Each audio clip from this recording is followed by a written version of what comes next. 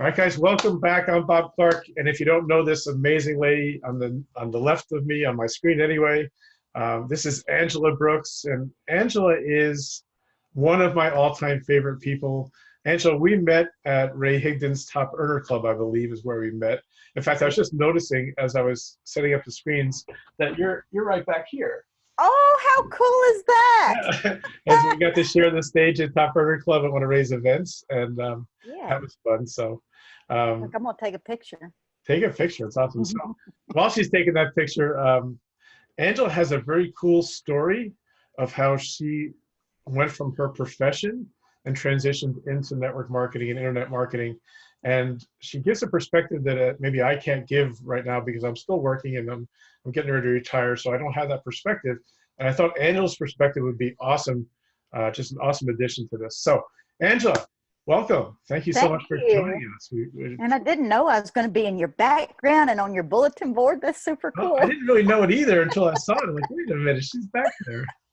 Yes, we had a good, that was such a fun day when you get to sit on stage and talk to people about what you're doing when you don't think nobody really would really care what you do, and find out they do. They need exactly what you've got. Exactly, exactly. Um, so people who don't know you, tell us a little bit about your journey. My journey started in 2010. I was actually, it's probably farther back than that. It was probably 97 when I discovered network marketing. I just didn't know it was network marketing. They told me to sell this bottle of product. And so I ordered a big box and was selling them literally out of the back of my car because that's what she told me to do. And I didn't realize you're supposed to sign people up and they would ship it to them. So I was a single mom. I was needing some extra cash. And so that's what I did. Fast forward to 2010, I learned, well, actually, Facebook dissolved, or it came into existence. And I started using that to talk to my niece who lived in Georgia, and found out that I could talk to other people around the globe as it started growing, and started a blog. Didn't know how to start a blog. I just started an ugly blog and wrote my story as a nurse. And people started finding my story through my blog, and I had a new product that I was using, and kind of just used that as my leading platform. I didn't know how to do it any other way. So when I got started with my company, I was literally blogging on my phone and then emailing it to myself from work because I worked the night shift. So I had to do what I had to do because I was on limited sleep, maybe 4 hours a day. I was driving 30, 40 minutes one way to work, 40 minutes home. And so I used my car as a mobile university, and I was listening to not podcasts, they were DVDs back then. At least it wasn't an 8-track. But I used that time to learn as much as I could because I had nobody to reach out to. I didn't know anybody that was wanting to do what I wanted to do. Right, right. So you're a registered nurse, Yes. and you were there for how many years were you a nurse? I was at that hospital 25 and a half. Okay, so you Total years, 30 years in the industry. got quite a bit of skin in the game, right? A So little bit of skin. Yep.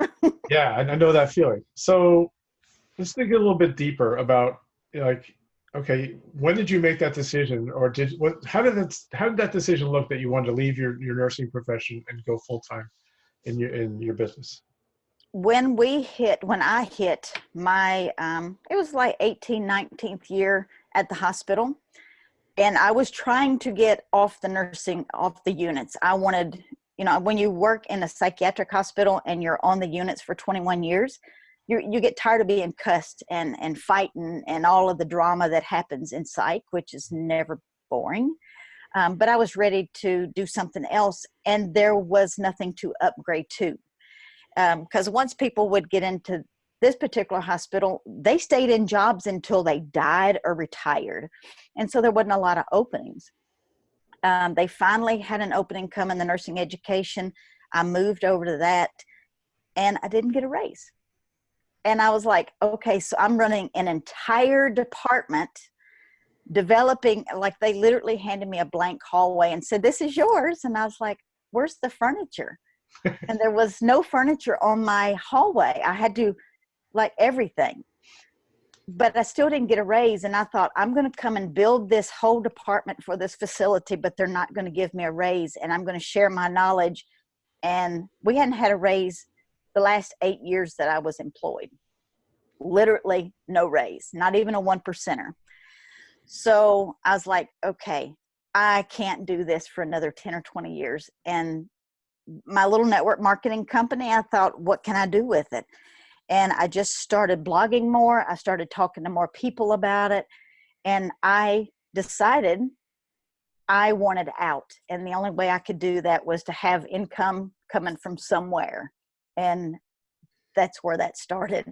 I see. So did you set up kind of a, okay, until I make this much a month, I'm not going to quit? Or did you guys, is that how you did it? Or? Well, I knew when I hit my 25th anniversary, between my age, my anniversary time, I would have enough points that I could retire. And so my goal was to make more than my nursing income. That was just my entire goal, because I would get my retirement check. And then if I had my, an additional nursing check, that would be like the perfect. We wouldn't have been rich, but we would have been able to stay at the same living conditions that we were, currently used to. Right. So my goal was to replace my nursing income. That was it. So you alluded to before that you were not sleeping a lot. You were kind of busting your butt, doing two different things. So you make that decision, you're going to leave. You give yourself, I'm going to replace my nurse's income, then I'm going to quit. What did you have to do leading up to that to hit that? Like what craziness did you have to go through to make sure you hit that? Lots of crazy. I would get off work and everybody told me that working day shift was better. I disagree. I was more exhausted working days than I was at night. I'm a night owl, so I function well at night.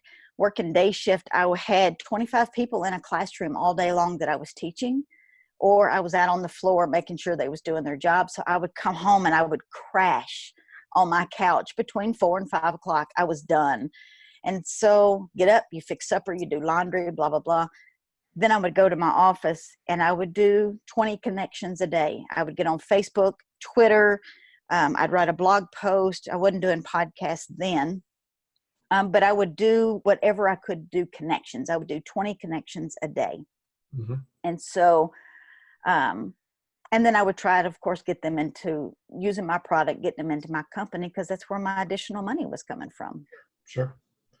Yeah, makes sense. So I'm always curious for people like us who are professionals in other industries, and I'm sure you're like me. All your education led up to that. And then you decide to leave it. Did you get pushback from people around you, your family, friends, even coworkers? Like, how'd that look? Well, first of all, my family did not have a clue what I was doing for the first 3, maybe 4 years, until I started doing a lot of traveling. And then they're kind of like, where are you getting the money to do all this traveling? And I'm like, this thing I'm doing. I just didn't talk to family about it because they were already, I'm not going to call them judgmental, but they didn't look at you as a success person. They looked at you as that little kid they've always known. Coworkers made their little snide comments. Oh, you're doing one of those things. And they looked at it as, and I'm not downing any Avon, Pampered Chef, none of that. But most people would bring their books to the nurse's station, drop them down and say, hey, you want to place an order? So that's what they were looking at. What I was doing is, oh, you want me to place an order? Yeah, but not really. Right. So yeah.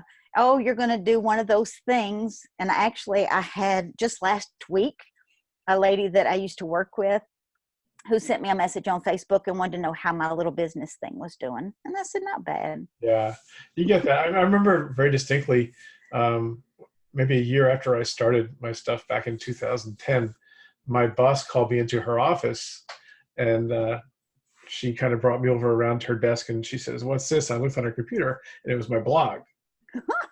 And she's like, what are you doing? Like, you're a professional, healthcare professional. What are you doing here?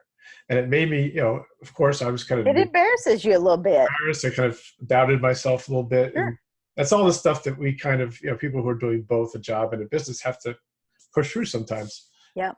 But yeah, People are not always nice. They're yeah, going to have their comments because people are in the job mindset. They don't know that there's money out there that can be made with other avenues besides just the job that we have. And people are conditioned that the only way to make an income is working for somebody else. So working for yourself doesn't make sense to a lot of people. yeah, yeah, absolutely. Um, I heard a good quote the other day that made me think of our situation. It says the opposite. I mean, the opposite of courage is not cowardice; it's conformity. Oh, oh, And that's huge. that's right. I mean, that's the whole thing, because especially for us and for anybody who has a job they're established or making money, they're successful. Yeah. Um, it's conformity is the easy way. You That's the normal. get your check every 2 weeks, every whatever you get it on, and Yeah. it's comfortable, right? Very So, comfortable. you know, I was guilty. yeah. I mean, I have to. I admit it. So that's always, I think, a thing that we always have to be careful about, um, is not just holding on to that job, but doing it because it's easier. And I think Well, that's you get in a routine. I could drive that 40 minutes without even looking at the road because I did it for 25 years. And sometimes I would get home and go, oh, I don't remember going through Elkton, which is not good because that means I'd zoned out. And you get so comfortable in the daily routine that when you start doing what we're doing, you get uncomfortable because you've got to learn the next step before you can do the next step. right. And that was, I mean, I could work on any unit in that hospital efficiently. I could take care of any level of patient in that facility efficiently. And I mean, heck, people look up to you when you're in that building. And it's like, oh, here comes somebody with value, or you've got your education behind you. But most people think that the only way that you can get a raise is to go get more schooling or to go work another job or two. I had girls that were working at least two part-time jobs. And I'm like, why don't you look at this part-time opportunity and just work one? And if you work this long enough, it could replace all three of what you're doing. And they're like, oh, that's crazy. Yeah, yeah, yeah. But that's the way they're conditioned to think, is I have to work for somebody else to make money. Right. And there's also that sense of security, which is actually false. Because I don't know what your job was like, but my job, if they wanted Yep. to let me go tomorrow, I could be let go tomorrow. Yep. No questions asked. So there really isn't that security that we think there is in a job anyway. Well, and in nursing, in the medical industry, you can make a mistake, not mean to hurt anybody, or a patient can accuse you of something that you did not do, but it's your word against theirs. They're going to take the patient most of the time. I can lose my job. I can lose my license, which was my family's livelihood. Mm-hmm. So my security was very minimal. And people are literally staying at this particular hospital so that they can have the retirement, which is really, it's half of the check. It's like where you're getting 2 checks a month, you're now getting one, and your benefits, which is insurance and 1 check. And that's what they're working their entire lifetime to do, is to have those 2 things. Yeah, yeah. So that's not really secure, because somebody else has control of whether you keep your job or if you're let go. Like you said, you could be let go tomorrow and not even have a heads up. Nope. Just a phone call. That's all it would take. Get your stuff out of the office. Yeah, right. I was Yeah. just wondering, did you ever look back on it and question if you did the right thing? I think it took me probably, I'm going to say 12 weeks, maybe not that long, to actually feel like I did the right thing. I would get up in the mornings and I would sit and drink coffee going, I don't know what to do. I mean, I was literally frozen because, I just still got cold chills, because it made me so nervous. I'm like, oh my God, I've done quit my job. I'm sitting at the house and I knew a check was coming. I had my business money coming in. Financially, we were totally fine.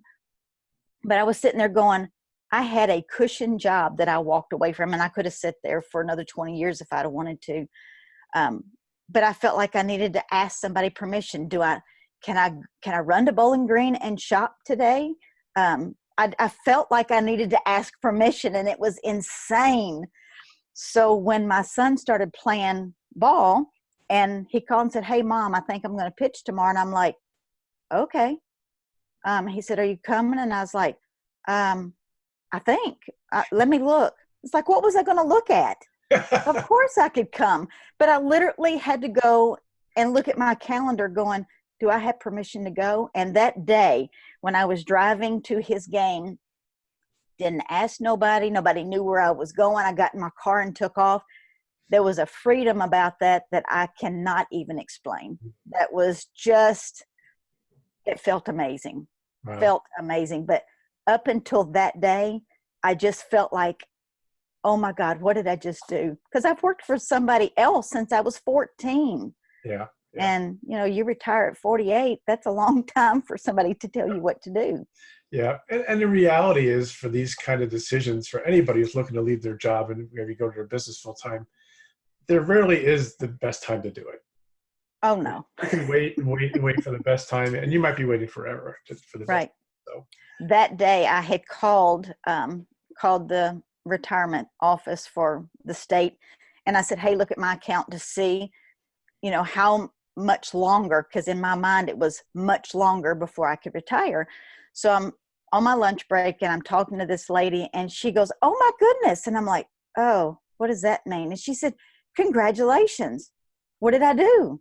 And she goes, you could retire today." I'm like, "What do you mean?" It scared the shit out of me. And I'm like, "What do you mean I can retire today?" And she said, "Everything." She said, "You could literally hand in your papers and you would get a check next month." Oh, nice. I was like, "Send me the package." That makes it a little bit easier, right? It's a little bit easier. Yeah, absolutely. So I filled it out, and it took me maybe 3 days before I went down to my charge nurse and handed in my retirement paper. And I was sweating. I was shaking all over. I was a nervous wreck. And I handed it to her and I almost started crying. And she was like, "Are you sure you want to do this?" And I'm like, "Yeah, I'm leaving." before I decide otherwise, let me do it. So she took it out of my hand and she's going, "Well, we're going to leave your job open for 90 days and you can, come back anytime after that." And I'm like, "Okay." In 90 days, they called to see if I was coming back. And I'm like, "No, I'm not coming back. This is I'm too much good." fun. Exactly. Yeah. Nice. At that point, my reality was checked. And I'm like, "I'm good. Thank you." Yeah. Oh, that's so awesome. Angela, what would you say to somebody who they're in their business, they're doing it to quit their job. They want to get out of their job to do their business full time. They want their freedom like you have. They want that. But they don't feel like they can do it. They don't feel like they're able to do that. If someone, maybe one of your teammates came to you with that, what would you say? You got to learn some skills straight up. It's just like going to nursing school. Anything, you have to learn how to do it. I would say, number one, follow people or a person. And I don't say a lot of people because it becomes confusing. Find one or two people that you want to be like in that industry or how their business model. Learn. You're going to have to learn some skills to make it happen. And since I got started, I've learned that I don't have to have a blog. I don't have to have an email list. I just have to be able to communicate with people, which we've done all our life. And just because you have a business, you don't have to become a robot and say things by script. Just be human. Just talk to people and find out what they need and see how you can serve them. You can totally do this. It is uncomfortable. It's a learning curve, but the people who succeed are the ones who choose not to quit. There's a lot of people that quit, but the ones who stay in it the longest are the ones who's going to make the most money, hands down. Right. Because my first, I was pulling up my paperwork from my company, how much I made that first year. And it was like $500, $800 a month for the first year. And then that third year is when everything started busting open. And I replaced my income in 3 years and 10 months. And was that more skills or just more keep going what you were doing? I was doing, I had, because I had limited time, I had 2 hours in the afternoon. That was it. So I had very focused time that, and 2 hours, not necessarily all at one time, Mhm. but I had, I would do my 20 people a day. I'd write a blog post and I would put out social, post out on social media, Facebook, Twitter, or whatever. But I was very routine about it and I was very consistent. Ah, It that's my can, word. yeah, consistency it just rules, because I couldn't show up once in a while or when I felt like it. I had to show up every day. People followed my journey because they knew I was working. They knew we was hanging at the ball fields. They knew I was driving to a job. And so they were like, how is she doing this? And it's because I showed up every day. Very, Guys, very, very consistent. guys, I hope you just heard that, really heard that, because that is in essence what anybody who's part-time in their business has to do. Yeah. Is show up every day, or even when you don't feel like it. And it's consistency. That's been people are like, how do you do it? I'm like, because I'm consistent. Yes. I don't know 1,000 more things than anybody else. I'm not that much smarter than anybody else. There are a lot of people smarter than me who aren't making any money at all, but That's right. they don't show up. Yep. I've got leaders in my business that when they show up, they're on fire, and they'll do that for say 90 days. And then I won't see them for 6 months. It's like, come on, you've been all the way up to this rank, and now you're all the way down to the, next to the bottom rank. It's like, how can you do that to yourself? It's like, Yeah. oh my goodness, because you have the ability.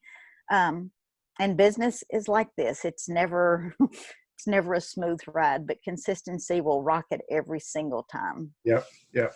So that was kind of my last question. If you had any tips for people, any more tips on getting to the point where they can quit their job, consistency is certainly on my list. Yeah. It would also be focus, right? Yep. Focusing on what matters. Yep. But the one that you hit on that I really like too is finding that one or two people who can guide you and cut your learning curve a little bit. Find your tribe. And when I literally mean find your tribe, of course, you and I were in the same mastermind together. That was my tribe of people. Mm-hmm. We could sit at lunch or sit out by the ocean, whatever, and we would have conversation that I can't have here in my town.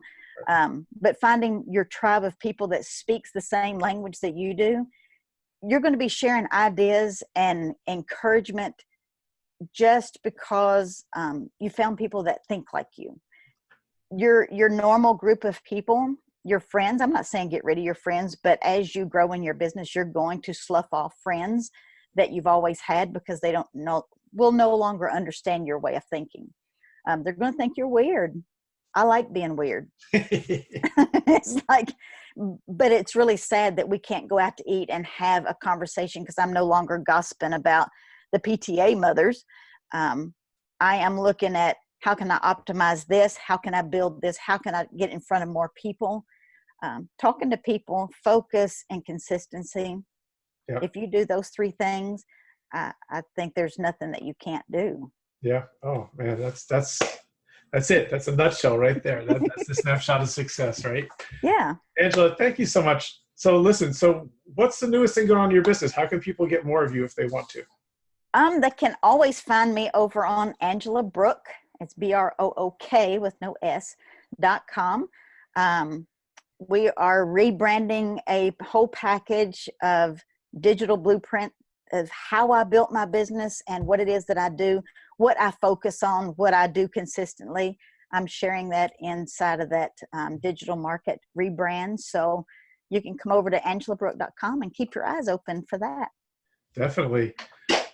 You're such an inspiration, Angela. Thank you so much. And guys, if you resonate with Angela's story, check her out on her blog, angelabrook.com. Check her out on Instagram, Facebook. You're also on those platforms. Instagram, LinkedIn. She's everywhere. She's everywhere. Just pick one. Make sure you check her out because she is just an awesome person to follow, and you're going to learn a lot from what she does. So, Angela, once again, thank you so much. Thank you. Appreciate it. It's been an amazing session. Take care.